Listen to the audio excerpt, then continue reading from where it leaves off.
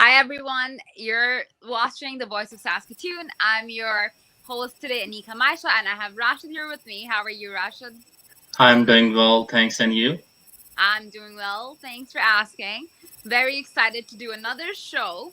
And how's your life going, Rashid? Lots of changes, lots of exciting stuff happening.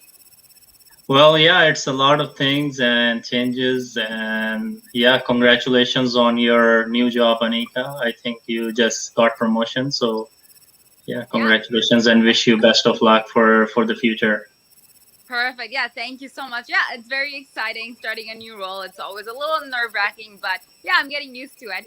And the weather has been great. So hope everyone's going out there and doing stuff. It's not gonna last for very long. I know like few days were a little too hot. I was in Saskatoon one weekend and it was 32.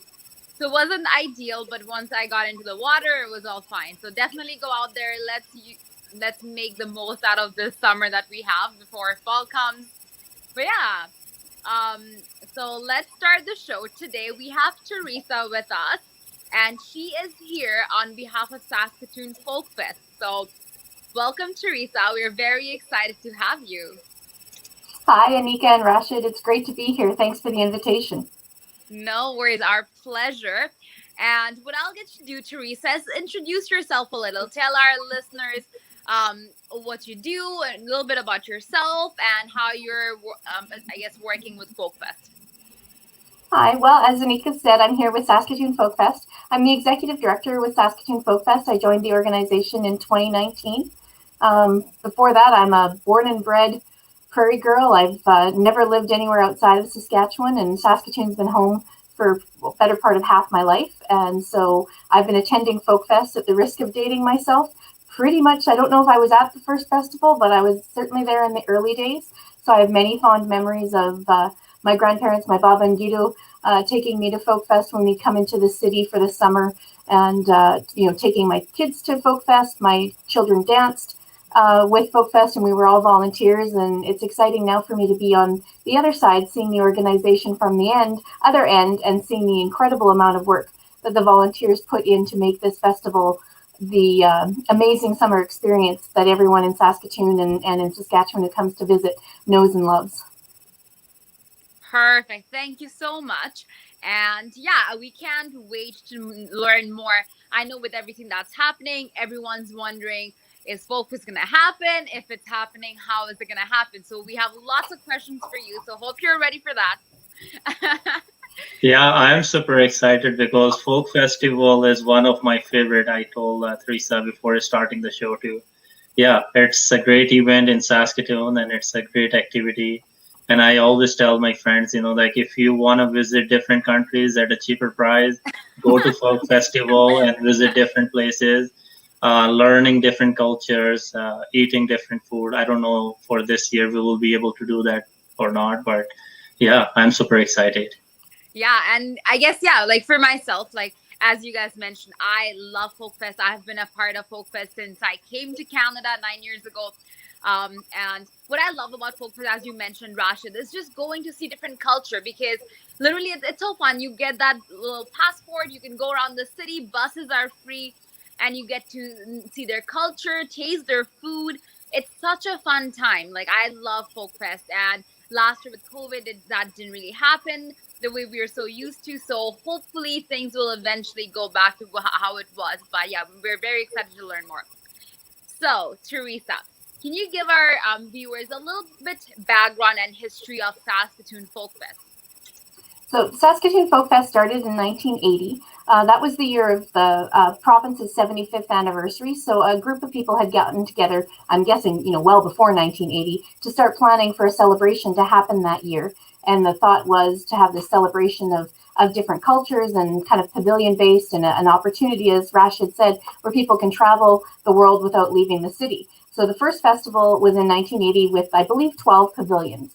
And it was so popular that Folkfest was incorporated as an entity in 1981 and became a registered charity in 2012. And from 1980 to 2019, we celebrated 40 in-person festivals.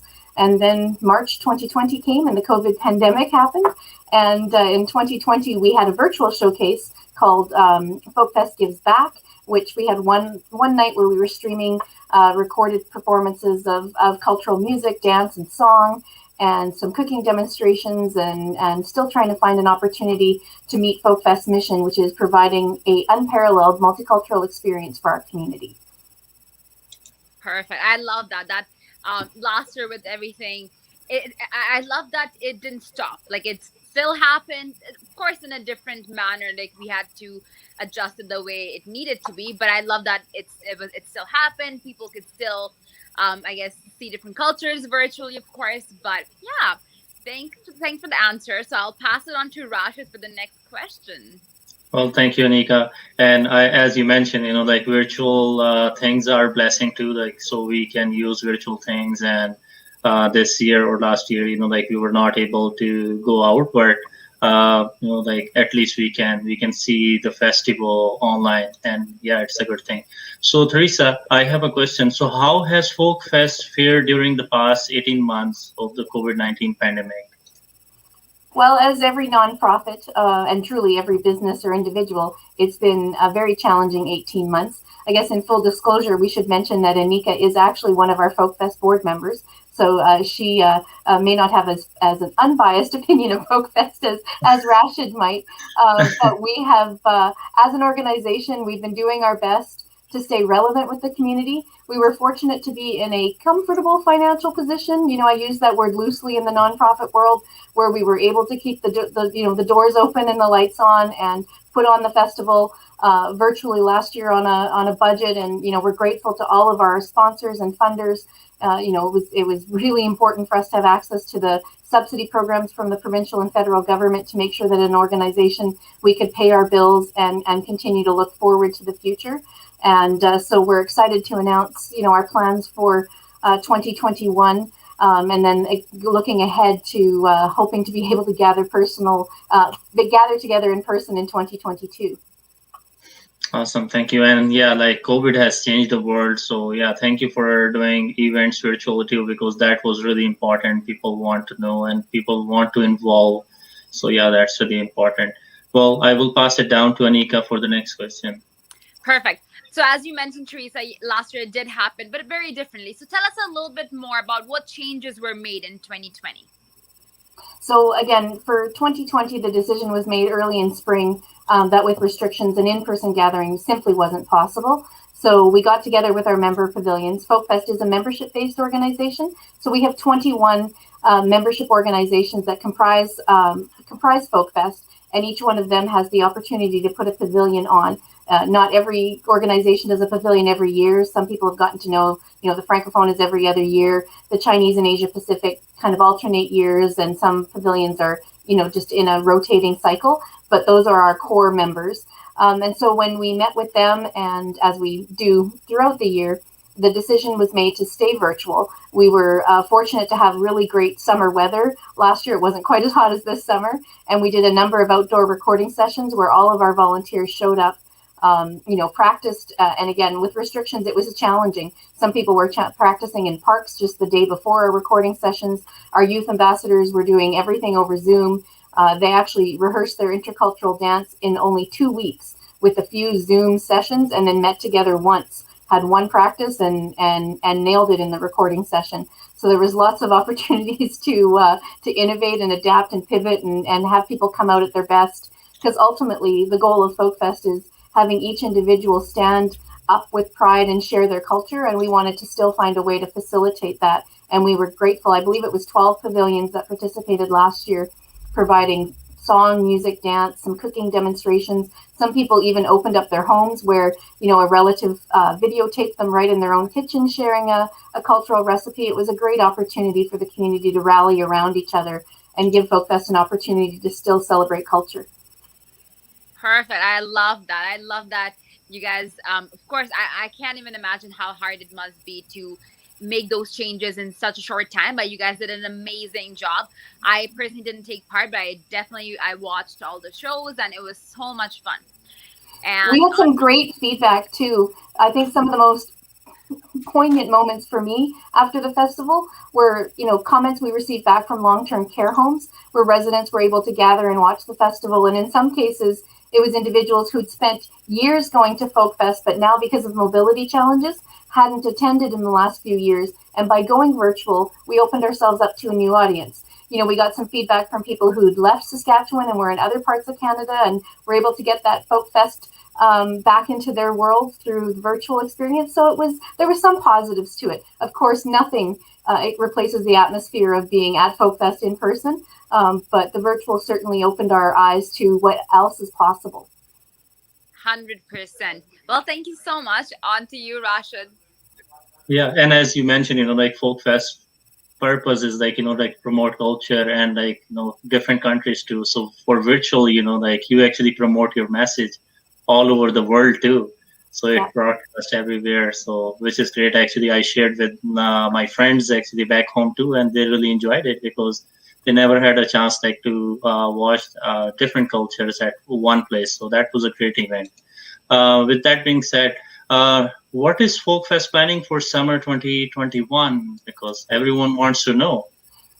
So again, the decision was made. Our planning process takes 6 months at least. And so when we were making our decisions with our member organizations in March and April, the decision was made to stay virtual, even though we knew restrictions were likely to be lifted, and they have. Folkfest isn't just a large gathering, it's a mass gathering. Rashid and I were talking just before the show, and I was, throwing out those typical numbers from the last few years where, it's over 20,000 passports sold, and, children under 12 don't require a passport. So that gives you an idea of how many people are involved. And we track attendance through pavilion visits. So if you go to 3 pavilions one night and 3 pavilions the next night, you'd be counted 6 times. And so our pavilion visits for the last couple of in-person festivals were well over 200,000 people. So you're looking at 200,000 people coming in and out of 30 doors in 3 days. That's a mass gathering that we just didn't feel was a viable option for us this year, making sure that we were being accountable and safe for the public, and financially knowing that that would be a risk that our member organizations, as well as Folkfest as an organization, just wasn't in a position to look at what would happen if we didn't get our full attendance, or should something else happen when the decision is made months away. So we are still staying virtual. We're having 2 nights of live streaming, August 20th and 21st at 7 p.m. We'll be right here on Facebook Live and YouTube Live. We're really excited about the member pavilions. I think we have about 15 pavilions that are providing content. We've got some great cooking demonstrations. People really got innovative as we've learned how to do some of these recordings, and there's some fantastic cultural dishes that were new to me. And so I'm hoping many of our viewers will find them exciting and new to be able to share. And we've got lots of other interactives. With having 1 year under our belt of being virtual, we're like, okay, we did the virtual event last year. How can we make it better? So we're getting out there and trying to find ways to really actually connect with people in a more active way. So the public will notice if they go to our website and follow us on social media, there will be contests coming up. There will be trivia. There will be scavenger hunts. And we're also going to have opportunities for people to kind of get that behind the scenes look. That, when you're at a spectator at one of the large pavilions, you're there with hundreds of people and you see an entertainment group on the stage, and maybe you have questions that you've always wanted to ask. This year, you're going to be able to ask those questions. We're going to have small group workshops where people can register via Zoom. There'll be cultural mentors and a moderator, and themes like dance, food, heritage dress, sports, hobbies, traditional celebrations around the globe.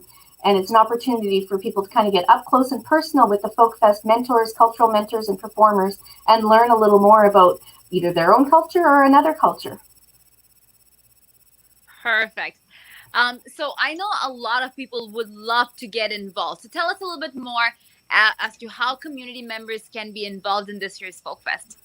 So we'll be launching information in the next kind of 5 to 7 days. So if you can check out our website, there'll be opportunities to submit your volunteer form or your interest for a workshop, as well as through social media. The links will take you there. We're also looking to just get some general questions from the public. So there's an opportunity to submit your question. If you've always wanted to know something about a culture, you'll be able to submit your question. We'll select a number of those questions, and our youth ambassadors will actually research and answer. We'll record the individual doing asking their question. We'll record the youth ambassadors' answers, and both of those files will be put together and played during the live event so that people kind of have an opportunity to feel that they're part of it. We're partnering with some long-term care homes this year. Their residents are super excited to send some questions to our youth ambassadors. So we're hoping that we can find ways for people to be involved and incentivize people a bit. There'll be a few prizes and maybe a couple of contests or challenges online. So everybody needs to keep following us on social media as we kind of trickle the details out bit by bit. Well, that's perfect timing then, in 5 to 7 days, you said. So definitely, everyone, make sure you're checking out Saskatoon Folkfest website and as well as Saskatoon Folkfest Facebook page. So, and after we're done, we'll post the links on our page as well. And also, don't forget to like the Voice of Saskatoon. Absolutely. On to you, Rashid. Yeah. Well, I would like to ask you again, tell us a little bit about the dates, when it is happening, where it is happening, how it is happening, and also you talk about youth ambassador activities. So if you want to talk a little bit about that. Sure. And I'm going to start, if I ask, one thing I didn't get to in the last question was to talk about food. Do you mind if I start talking about yes. Food is always good, yeah. So, of course, Folkfest is synonymous with food. So in addition to expanding our cooking demonstrations this year, we also are piloting a food sale online option with our pavilion. So that was launched this week. That was our big announcement this week, is that as of Monday, people can go online to shop stoonfolkfest.com and pre-order their Filipino feast from the Philippines Pavilion. We're partnering with a local restaurant. And so you can order your food and be able to go and pick it up from Floor's Specialty Catering.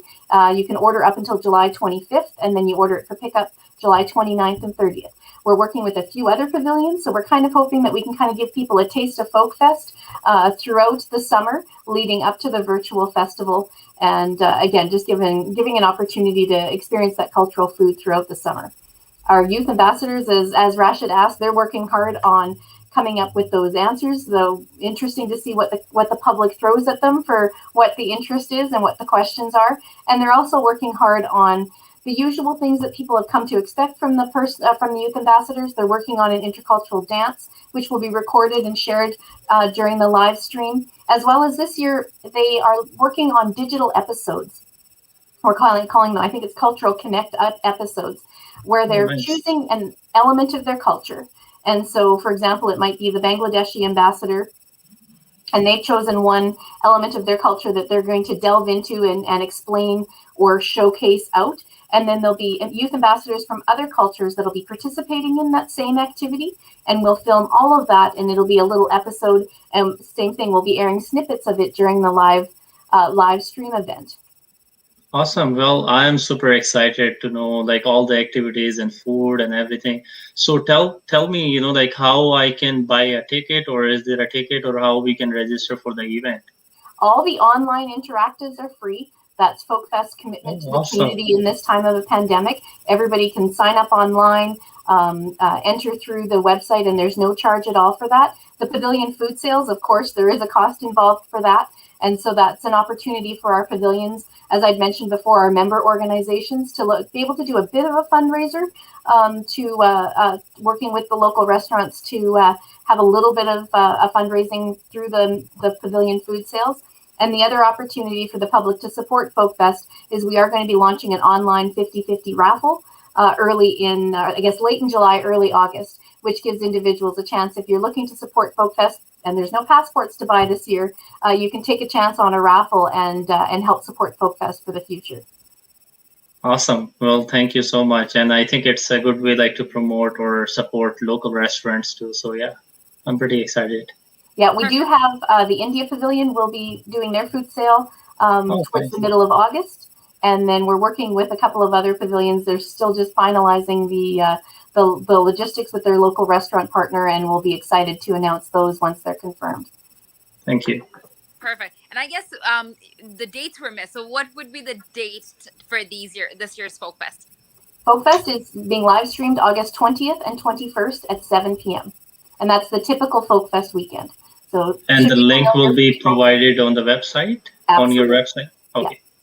Yeah. Perfect. Well, I don't see any reason to miss out on Folkfest. It's free. You can see like different cultures, learn about their, I guess, culture, their like dance, music, and order their food. And it's not just for 3 days. The food you can now order for pretty much the whole summer. So it can get better than this. Yes, we're hoping that people enjoy that little bits of kind of segmented folk fest throughout, and also hoping that we get a chance to interact with our viewers. You know, when you're enjoying your Filipino feast in the backyard with your family and your friends bubble, you know, send a picture and show that to Folk Fest. And on the Folk Fest weekend, if you're out at the lake, gather everybody from, you know, neighboring cabins together and find a way to share it in our smaller groups than our pavilion massive gatherings, but still coming together as a community to share and experience Folk Fest. Perfect. And I'm gonna just quickly pitch in. I'll be dancing on this year's Folkfest in Bangladesh Pavilion. So even better. So just kidding. But yeah, well, thank you so much. Is there anything that you want to add, Teresa, about Folkfest or anything? I think I went through most of the things. Like I said, we're just working through a lot of the last minute things. We were excited to launch the food sales. We're really excited to launch the upcoming online interactives where, you know, public can submit their questions. There'll be a scavenger hunt that people can go around the city of Saskatoon and complete the scavenger hunt and enter to win prizes. And then, you know, just really looking to spread the word about the cultural workshops, hoping that we can get good amount of the public coming out to share information. I know we've got a lot of cultural mentors who are so excited. And again, these are all volunteers who are giving their time to spend time during the summer with the public, just that excitement and pride in sharing culture. And right now, I don't think there's a more important time than reminding ourselves and our neighbors that we all have a role to play in being an inclusive, welcoming community. Exactly, yeah. And I would highly recommend everyone to, if you want to be a part of Folkfest, be a volunteer. As Teresa mentioned, in 5 to 7 days, everything will be up on their website. So definitely go check out their website, and yeah, fill out that form, be a volunteer, be a part of Folkfest. And yeah, let's support our local restaurants. Let's support our local cultures. Let's spread the word. And yeah, thank you so much for coming, Teresa. And we all know how busy you are. This is like the busiest time for you, but we really appreciate you making this time this evening. And yeah, any last words, Rashid? Well, yeah, thank you so much. It was great, you know, like to learn about folk festival, the history of the folk festival, and the involvement from many communities. And yeah, it's all volunteer work. So I will ask audience like to support this event and watch more information on the website or on the Facebook page for Saskatoon Folk Fest. Thank you, Teresa. Thanks so much for having me. It was great to have the opportunity, especially with the Voice of Saskatoon's audience being a newcomer audience. That's certainly, you know, an area of the population that we want to make sure knows about our festival and feels that it's their festival. Yeah. Thank you. Perfect. Well, don't miss out. Remember, August 20th and 21st. But the food orders, they'll start sooner. But yeah, thanks everyone for watching. And I can't even talk right now. I'm talking over here. But yeah, we'll be back soon with another great show. But till then, take care, stay safe, and yeah, thanks for joining us. Bye-bye. Bye-bye. Thanks.